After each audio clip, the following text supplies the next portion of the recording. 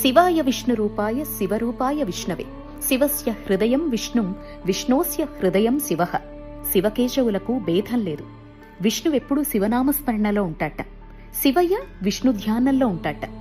మన సంప్రదాయంలో కూడా స్థితి లయలకు కారణభూతాలైన శివకేశవుల జన్మ నక్షత్రాలైనటువంటి ఆరుద్ర శ్రవణ నక్షత్ర ఆరాధన అనేది చేస్తూనే ఉంటాం. ప్రతి మాసంలో శివయ్య ఆరుద్ర నక్షత్రం రోజున ప్రాతకాల అభిషేకం చాలా పవర్ఫుల్.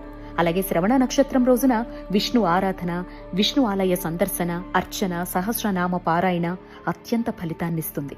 అలాగే శివయ్యకు ఎంతో ప్రీతిపాత్రమైన ఈ కార్తీక మాసంలో వెంకన్న జన్మ నక్షత్రమైన శ్రవణం వచ్చినప్పుడు ఇద్దరిని కలిపి చేసేటువంటి ఆరాధన కోటి సోమవారాలు చేసేటువంటి ఫలితాన్నిస్తుందని ప్రతీతి. అలా ఈ 2025లో అక్టోబర్ 30వ తేదీన సూర్యోదయంతో కూడుకున్న శ్రవణ నక్షత్రం ఉంది. ఈ రోజున చేసే దానాలు